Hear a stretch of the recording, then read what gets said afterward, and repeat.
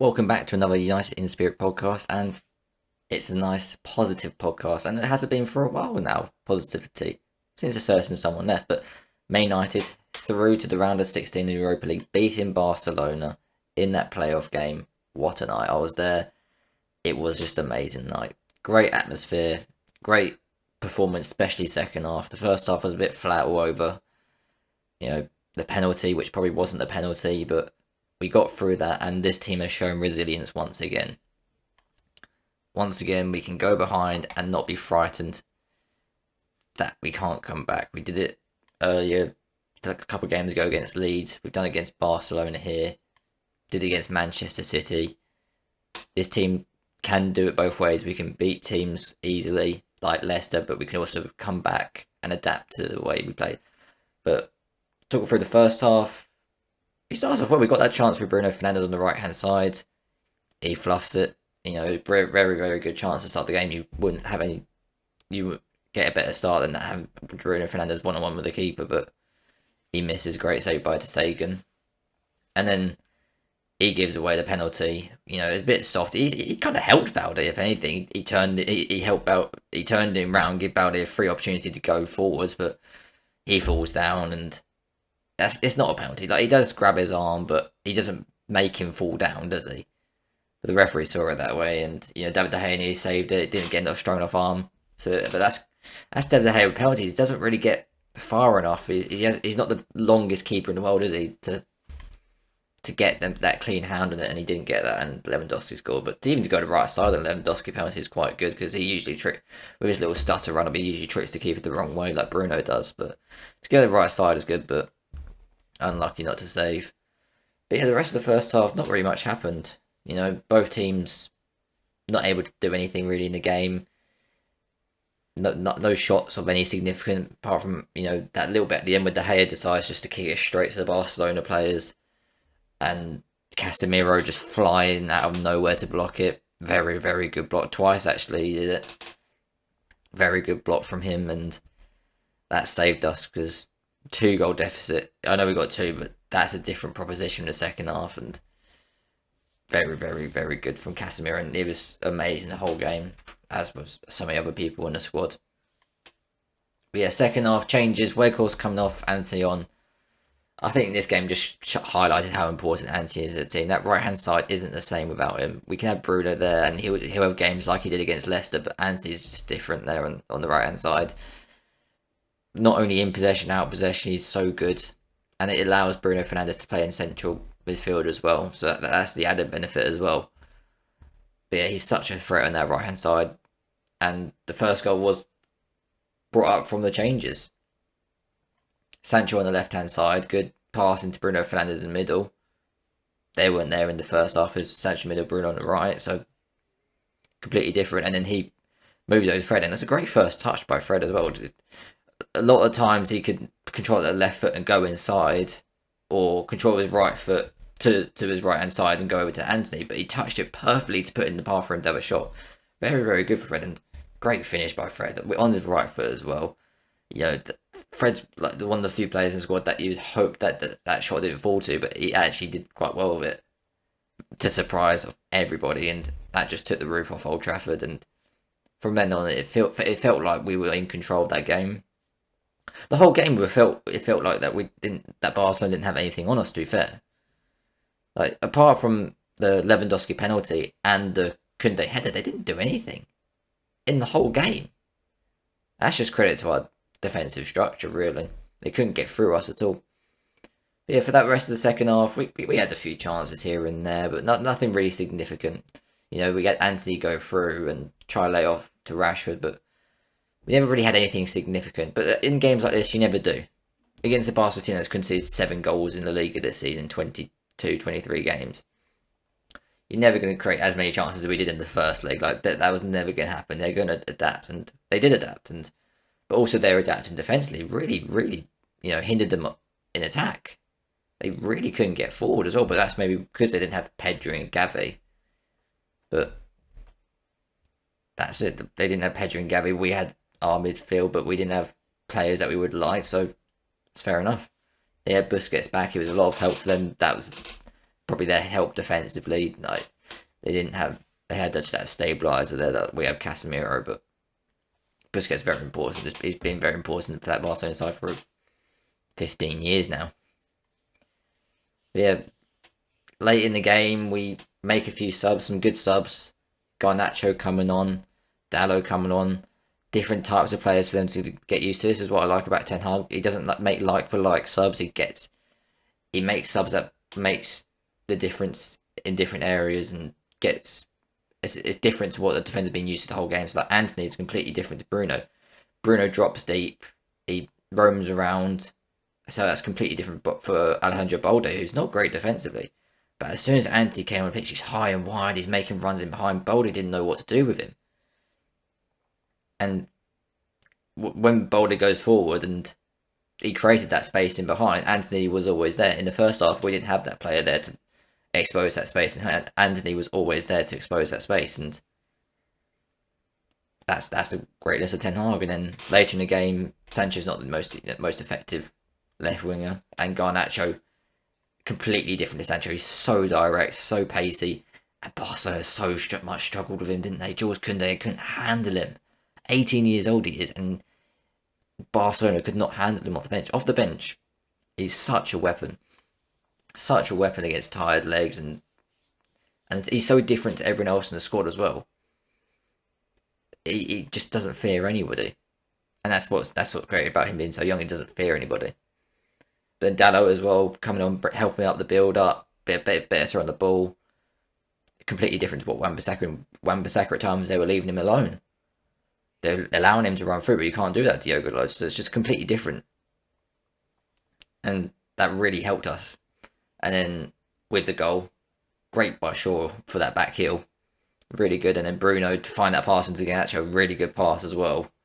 Garnacho shot, not great shot, but blocked away. And Fred shot was blocked by Frankie De Jong and falls to Anthony. And what a finish! Like a really underrated finish. It's bouncing up. He has to hit it with the inside of his foot. Not an easy finish. A lot of players just hit that into the keeper's palms and quite, less powerful than what Anthony. But he got the power in it. He got the curve in it, and he got the placement in it. So it's an amazing finish.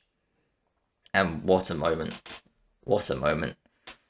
2-1 up against Barcelona, come back from that in control of the game. Very, very good moment. And I know it's only the round of 32, but of the Europa League, but it's such a significant moment in Ten Hag's reign as well. It's that we can compete on the European scale as well. Barcelona are 8 points clear of Real Madrid in La Liga. Real Madrid just battered Liverpool 5-2. And we were just the best team over 2 legs against Barcelona, who are the best team in Spain. That just shows the levels we are. And we were quite comfortably the best team over the 2 legs as well. And that's with playing Luke Shaw at centre-back in the first leg. That's with having without Weghorst in the team. That's without Martial, Eriksen. It's playing Wan-Bissaka at right back. And we're a comfortably better team. Comfortably. And it's just what Ten Hag's doing with this team. It's really, really amazing how we're still fighting on 4 fronts. We got the League Cup final we'll talk about in a minute. We got the FA Cup against West Ham. We got the Premier League as well.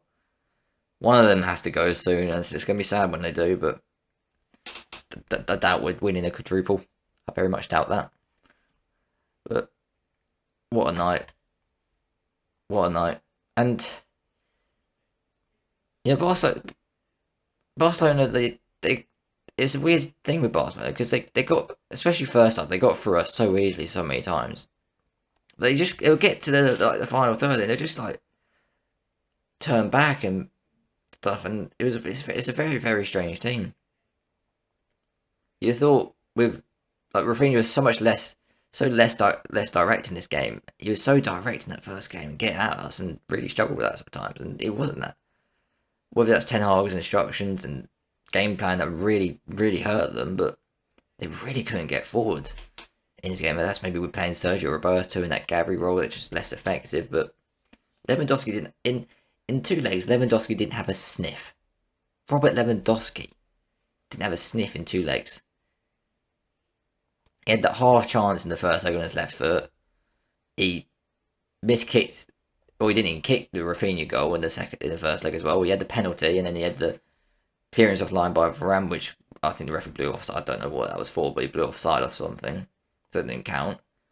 So he had nothing over the 2 legs, and that's with one of the games without Alessandro Martinez as well. So Rafael Varane, Casemiro, what a job they did on Lewandowski, Luke Shaw, and Martinez as well. He had nothing. One of the best strikers in the world. Nothing over 2 legs against us, and that's very very encouraging. Because we've had results like these in the past where we win the odd game on the counter, but it's completely different winning it when you're the team on the front foot for 2 legs, when you're going at them, when they don't have any chances to score. Because we beat PSG a couple of times, and yeah, they're great moments, but for the long term thinking, then we're not going to be able to play like that every single time. We're going to have to at times take it to teams, and we weren't able to do that in some games. Even against lower opposition, we weren't able to do that, but we did it against Barcelona. It's the best team of the Liga. It's just an amazing result, or maybe it's an amazing performance. And think back a year ago where this team was, where players like Wan-Bissaka, Rashford, were Fred, Luke Shaw, they were done at this club.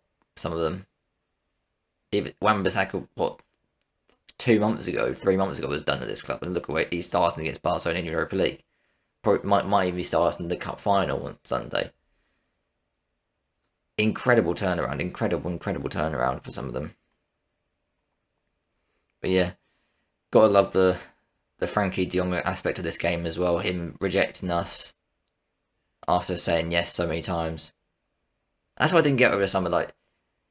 He obviously said yes at some point, because otherwise we wouldn't talk. Because Ten Hag knows him. He obviously said yes at some point, or gave it an indication that it would be like to join. And it was clearly about the money. It wasn't about the Europa League or anything. It was clearly about the money. Because he kept saying yes to Ten Hag, because otherwise we wouldn't be pursuing it. Ten Hag's not stupid. We can see in the season he's not stupid. He won't chase someone that won't want him. So he clearly, De Jong gave him the indication. We spent all summer doing it for him to reject us at the end, and for us to knock him out the Europa League after he was in the Champions League, and amazing. Bruno's kicked the ball at him as well like that. This crowd singing Frankie, what's the score? Elite play, and he played really well as well, which is kind of funny as well. He played really well. You can see next to Casemiro, he would be amazing, but sadly, he's playing for Barcelona, not Manchester United, and we're in the Europa League, they're out. But they've got the Liga now to fight for, and it's not quite the Premier League or Europa League, is it? Is it, Frankie? Yeah. Well, let's move on to another big game. Just keep people coming. I can't keep doing this. So many games over the years where it just doesn't matter. And you just quite calmly don't care about the result really, because nothing's really going to matter, and suddenly these games matters and my heart can't take it. Manchester United versus Newcastle at Wembley for the Carabao Cup final, or League Cup, or EFL Cup, whatever you want to call it, and nervous. I know Newcastle have been that good recently. They haven't won in 3 games, struggling especially in attack, but I'm nervous. They've had a week off. I don't know if that's going to benefit them because they've had a week off, or is it going to be like they've been thinking about it for a whole week and it's going to stress them out. We haven't been thinking about them at all, but we've just put so much effort into this Barcelona game. Oh my. If we look back at the game earlier in the season between our two teams at Old Trafford, it was a 0-0 draw, and I think a draw was a fair result. They were the better team in the first half, created a few chances, especially set pieces. They really hurt us at set pieces. Second half, we took control of the game. They had nothing in the second half, and we should have won. We should have got that penalty from Sancho. I remember we had that Rashford header right at the end as well, and we were starting Cristiano Ronaldo, who can barely do it in Saudi Arabia right now. So I think that kind of shows, what we can do to them. And they were at full strength as well that game. But cup finals, I think we should just chuck out what we've been doing over the last 5-10 years to what we're doing this season, because this season is completely different. If we're beating Spanish sides at home, and it's completely different. We're beating Barcelona. We compete with Barcelona quite easily. We're winning games comfortably in the league. Can we win a cup final comfortably? Probably not, because I don't think we've ever done that. It's always stressful cup finals. Think of the last two we've been in, well, two that we've won at least, because we lost to Chelsea, didn't we? And Villarreal as well. We lost that as well. But look at the last two cup finals we won against Southampton under Mourinho in the League Cup. We were 2-0 up quite easily, and we played terrible after that. Southampton got back to 2, but we got the winner in the last minute. Maybe the Ajax game was quite comfortable, but still not comfortable. The FA Cup under Van Gaal, go 1-0 down, bring it back to 1-1 straight away, then go down to 10 men, but still win the game after that with Lingard, but just never comfortable in cup finals. That's how cup finals are. They're never comfortable for any team. Big boost for Newcastle this game is that Bruno Guimaraes is back for them. He's so important for them. You can see it last few games without him. They've really struggled. Really struggled. Especially, like, if you look at the midfield, I know they played decently well against Newcastle, but considering the red card and all that, but the midfield of Elliot Anderson, Joe Linton, Sean Longstaff, I'll be quite comfortable playing that midfield. But suddenly you add a player with like Bruno Guimaraes in that midfield, and it's a completely different midfield. He's so good, starting their attacks defensively. He's so good. Have to do a really good job, and that's why I think if you think of the team that we'll put out, I think Bruno Fernandes in the middle is important for that reason, to be that guy on Bruno Guimaraes, him and Fred maybe as well. Be that guy on Bruno Guimaraes. So our starting them for the cup final be the Hater and goal. Obviously, we haven't got anyone else. I would start Wan-Bissaka probably, because Alan Saint-Maximin, he's tricky, and I know, and he likes a 1v1, so Wan-Bissaka's like the natural choice for that, because he likes a 1v1. He doesn't really like running behind or do anything like that. He gets the ball to feet, 1v1 you. So that's literally what Wan-Bissaka wants the attacker to do. Like, he struggled against Barcelona a bit at times because they make off the ball runs, and they don't like especially Balde on the right hand side, on the left hand side for them. He got a few open opportunities because they create off the ball runs and stuff. But Saint-Maximin is a 1v1 player, and I think Wan-Bissaka is good for that. And then the other back three, Varane, Martinez, Shaw. One of the best defensive partnerships in the league this season. Martinez and Varane complement each other. So it's amazing how quickly they complement each other as well. Like, we knew going into the season that Varane and Martinez were going to be our centre back pairing, and we think it might take time for them to acclimate each other. But since that first game against Liverpool, they've done so well together, because Varane's the cover defender, reads the game very well. He can come out as well. He does it. It doesn't both, but he knows Martinez likes to be aggressive, so he knows when to cover him. Martinez, I don't think there's a defender in the world right now who has the better reading or timing of the game than Lisandro Martinez. People were obviously talking about that height earlier in the season, but his timing of the game to be, that tall to be a centre back had to be perfect, and it literally is near on perfect every single time.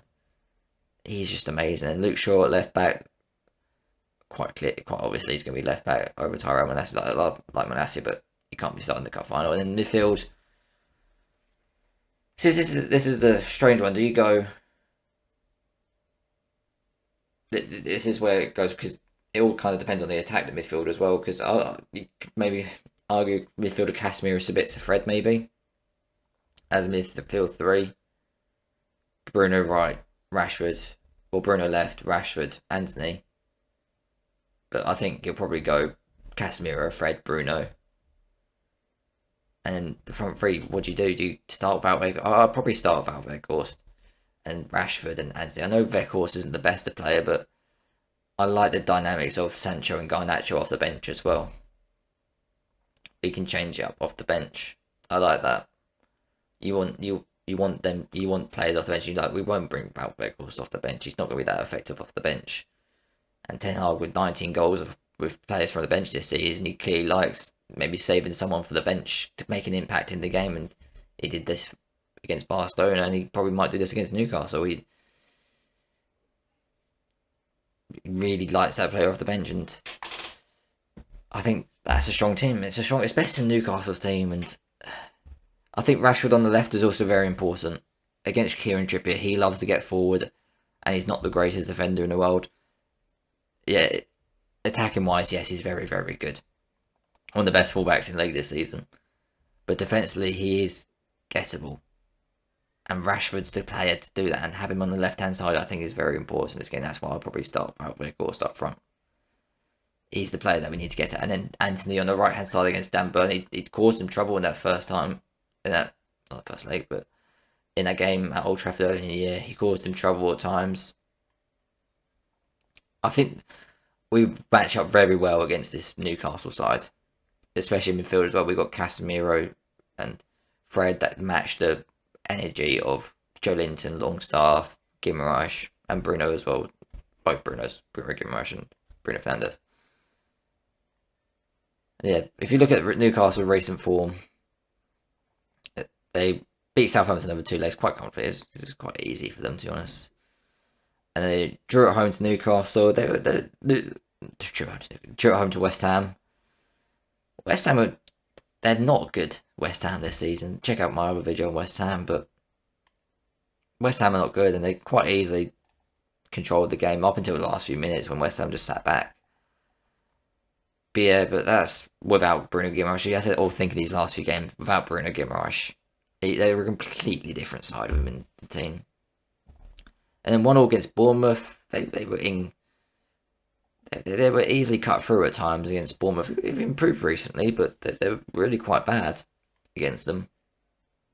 And you see the clean sheets are suddenly starting to go for them. That's 4 games in a row without a clean sheet after not conceding the goal since October, wasn't it? But yeah, defensively they're really struggling. And then Liverpool, 2 goals in the first 15 minutes or so.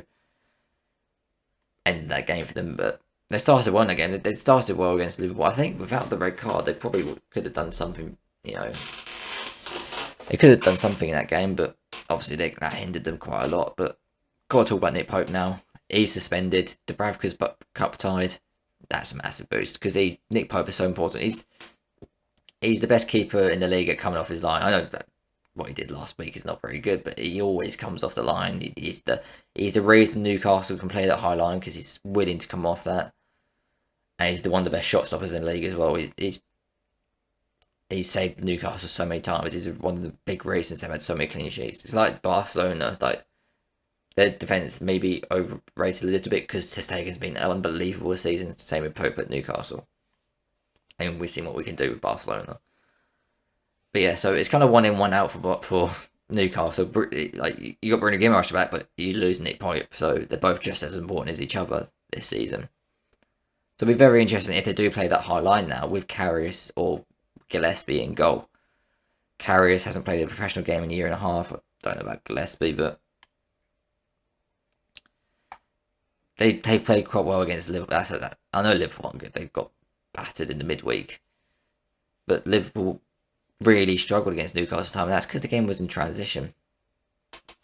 I've said it before about Newcastle that they've struggled maybe against West Ham and Bournemouth and Palace before that because they just sit back and not allow the game in transition. Newcastle don't have the creative players that hurt them at times. Obviously, we're not going to be able to do that, so maybe creating a game of transition benefits Newcastle because, Almiron on the break, Willock, Wilson, Isaac, St. Maximin, Trippier in open space is very good players. But I think, I don't want to be confident. I think it'll be a very difficult game. I think it's like every other cup final we've had, we're going to play bad, and I'm telling myself that just to, if we lose, I'll feel a bit better for myself and not, because like the games against Villarreal and Chelsea before that and Southampton and Crystal Palace, I can't remember the last time we played well in a cup final. We always play bad in the cup final. Even semi-finals, we played quite bad, and that's why Nottingham Forest was a bit of a change. We comfortably got through, but Wembley's a completely different, place to be at. You don't know how teams are going to react to that. You don't know how Newcastle are going to react because this is all these players. It's their first time. And that's why I'm a bit more confident because it also makes me a bit more nervous as well. But it's all these players' first time in a big game, maybe apart from Trippier. It's all these players' first time in a big game like this, and that could benefit them as they're coming in fearless. But maybe the results over the last few weeks kind of show them they're looking forward to it and they're thinking about it too much and they're overthinking it. You don't know. You don't know whether they spent this week calm and composed and not think about Man United, or they're overthinking Man United so much and they're nervous for the cup final now. And for Man United, we haven't been thinking about it at all. We've had Barcelona to focus on, but also hinders us because we haven't had time to think about Newcastle. But it could go both ways. You can't tell how it's going to go. But I think it'll be a close game. It's not. I don't think it'll be swinging one side, the other, or either way. I think we are still susceptible to performances like we saw Leicester in the first half. We saw that we can be got at. We saw against Leeds as well, high press. We struggled at times, even with Barcelona and Newcastle. We've got one of the most high presses in Europe, but with the likes of Rashford and Antony in behind, we can expose that.